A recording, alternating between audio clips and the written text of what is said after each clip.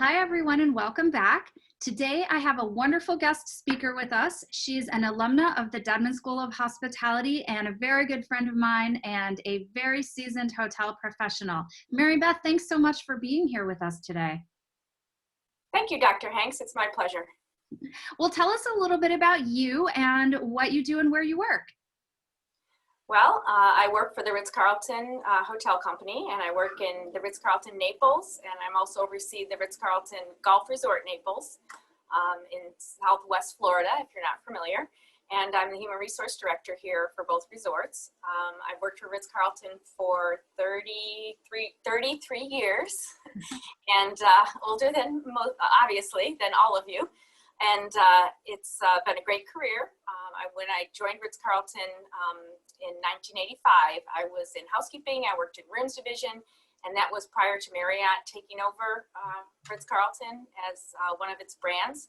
And in the late 90s, Marriott bought Ritz-Carlton so that they could get into the luxury market. And after 13 years in rooms operations, I was lucky enough to move over to human resources. And did that for a few years, had a few kids, just abbreviated version for time's sake. And then left the company for a year, worked outside of hospitality to see what that was all about.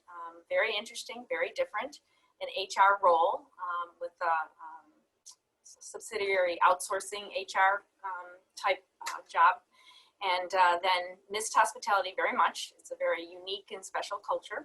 So I was lucky enough to rejoin Ritz-Carlton and worked in Palm Beach for 7 years, and then came to Naples, my goodness, almost 15 years ago. So it's been a great ride and lots of different opportunities and challenges and successes. So it's been a great career for me.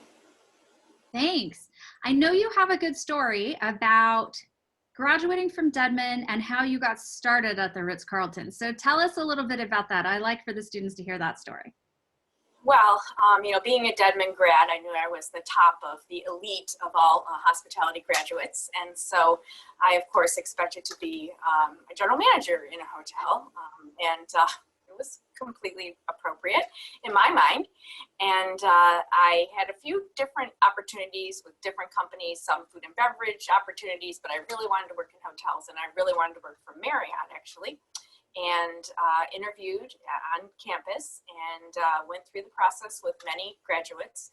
And out of all of the people that interviewed, they chose 3 to move to the next step, which was to fly to Bethesda, Maryland, where the headquarters are, and interview with a few people there. And they had 1 opening for their management development program.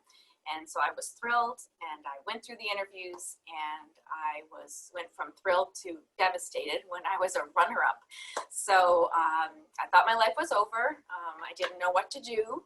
The recruiter was great. She called me and said, "Maribeth, you were one of the top 3, just get it together and just move along. Hospitality has all different ways to get into it. So take a job in a managed hotel with Marriott if you really still want to be with Marriott, and work your way up, because it's possible. Obviously, we see something in you. So go and try that." So moved in with my parents and went to Marco Island Marriott and worked at the front desk, and really just pushed and pushed and pushed, and nothing moved fast enough for me. And one day I was driving by the Ritz, and it was coming out of the ground here, and just decided to go in and see what they had. And they had a housekeeping manager job, and I didn't know what that was, but I knew that it was a manager, and so I was offered the job and took it. And hardest job I ever had. I can even say that today, but it opened a lot of doors for me. So you just never know.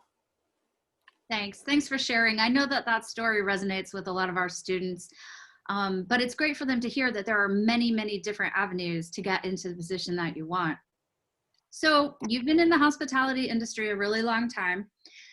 Tell me, what are your favorite aspects of it? What do you love about hospitality? And then what are the biggest challenges, or what do you hate about it? Well, I know clearly that I love the people that I work with. There's a certain a certain commonality among the maybe values or what drives people, and it's taking care of other people. I mean, that's what hospitality is.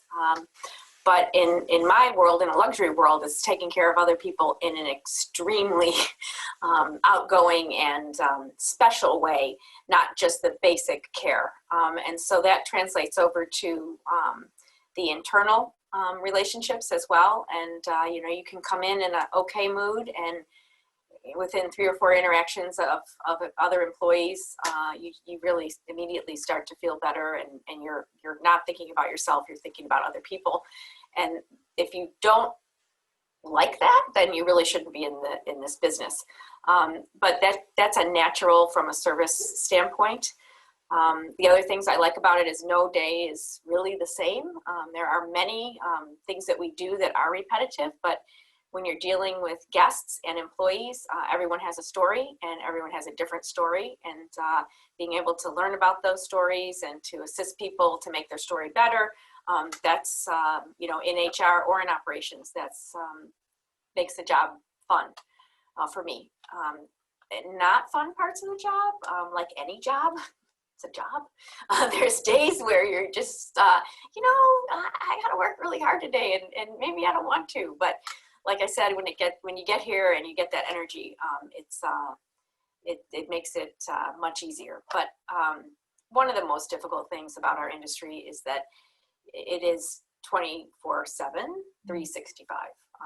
You know, unless you have, unfortunately, something like a COVID, or in our case, we have hurricanes and things where you do have these unexpected closures. But in general, it is not a 9-to-5 job. And even in human resources, you know, people will say to me, "Oh, you work 9 to 5." Well, I do most of the time, maybe not 9 to 5, but at least more normal type hours than outside of the industry. However, I support an industry that works 24/7. So you have to always be considerate of the overnight ladies and gentlemen, and the guests that need assistance at 1 a.m, and the, you know, there's just so many different aspects to it that, again, pros and cons, right? It's really interesting, lots of different kinds of people, a lot of activity, not boring. But then on the flip side, you don't have your big holiday off with your family always like you want to, and you have to adapt to what many other traditional industries are doing. Good, thanks. So you started what was your first hospitality job? I worked at Burger King, and then that was in high school and college. And then I worked I worked a few front office jobs, reservations, and then with Ritz-Carlton, I started in housekeeping, and it was a pre-opening situation, so we had all the construction cleaning to do and all the hiring, and yeah, housekeeping was really my first getting my hands dirty and understanding what the industry was. So you've come a long way since Burger King. Let's talk about that. How did you advance your career? What kinds of steps did you take to get to where you wanted to be? Well, number one, hard work. Definitely hard work.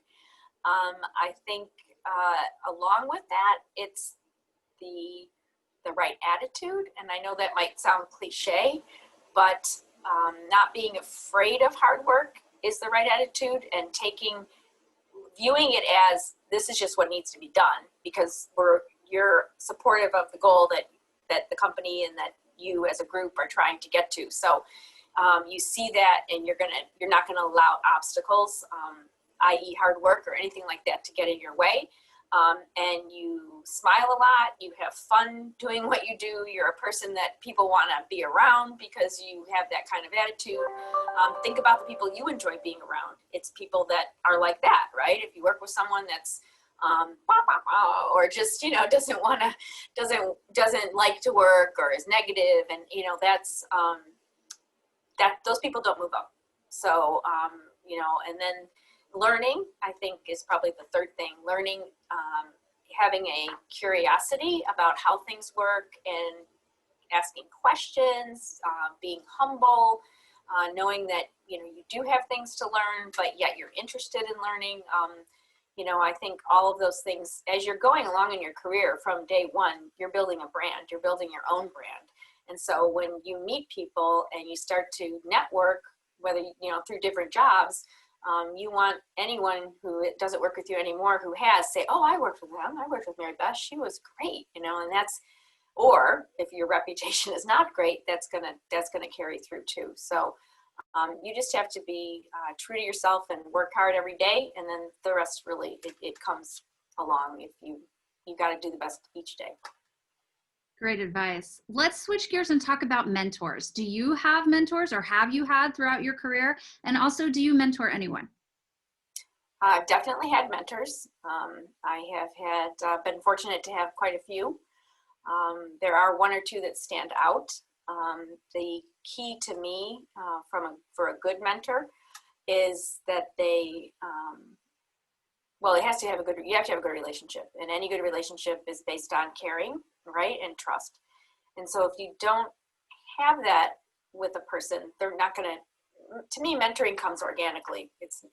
I've been involved in situations where I've been assigned someone to mentor, or vice versa. And sometimes those work, sometimes they don't. But to me, the best ones are the ones that grow organically because you have a good relationship with that person. That person sees something in you that they can assist with or help you, and you admire that person and want to learn from them. But it has to come from a place of caring. So if my mentor cared about me and I knew that, and they said to me, Maribeth, when you did this, maybe you should do it this way. Have you ever thought about this? Or, you're really good at this. Maybe you should do more of this, or something like that. It was really easy to accept because I knew they were doing it from the right place because they cared about me. I have been very fortunate to mentor quite a few people in 30 years. So I enjoy that, but same kind of thing. They usually grow organically where you just kind of develop a relationship and you see something in someone and are able to assist them through advice or support or whatever it may be. Great, thanks. Well, I know that I know your family really well. So I know you have a husband, and I know you have two daughters who also graduated from Florida State, and a little dog named Chief. So let's talk about them. How do you balance this 24/7, 365 job that you have with your personal and family life? Well, sometimes I do it really well. There's been years where I've done it really well, and then there's times when I don't do it so well. Before I had children, I was very heavily work balanced. But having kids and realizing that I became more organized actually, because there were things that I would just let pile up because I knew that I could just work whatever night until 10 o'clock because it didn't matter or whatever, or my husband was working, but I forced myself to become more organized and be able to prioritize more, which I think was also a hidden growth that I really wasn't planning on. You have to also be able to compartmentalize things. It's kind of a weird concept, but to be able to say, I'm trying to be really present where I am right now. Again, not always successful, sometimes very more successful than other times, but and then there's just times where you say, I have to only do this, whether, it's a family thing, someone's sick, it's a big moment, whatever, you have to plan, if you can, and put other things aside. And, honestly, with this COVID thing, there's been both for your family, for your family, there's things, and then at work, there's a tremendous amount of things, but, hopefully the balance works out over time so that when one is getting a little bit less attention than the other, they understand. But it's definitely the organization piece, it plays into it. You've got to be organized, and you've got to be able to prioritize, and you've got to be able to let the key people in your lives, work and family, agree and understand what those things are so that you have support on each side. And that's really the best scenario. Good, thanks. Well, tell us, I know there's no typical day in hospitality, but what does your day look like? You wake up, you come to work, and then what? Well, now I come to work, and 3 days out of the week I have a executive meeting, which is the general manager and his executive team.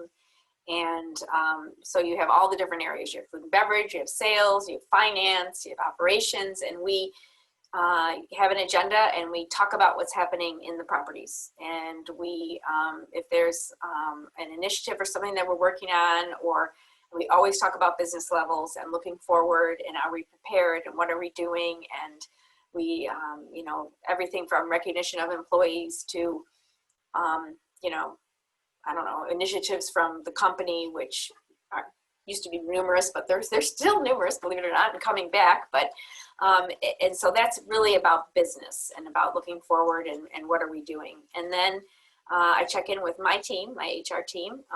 What are we working on? Who needs help? Where do we need support? I definitely walk the property, not as much as I'd like, but do like to go out and see the ladies and gentlemen. And I find that personally, I get most of my best work done in the hallways, in informal meetings. We have lineups in Ritz-Carlton and Marriott, stand-ups they call them, and where the departments gather as a group before they start their shifts.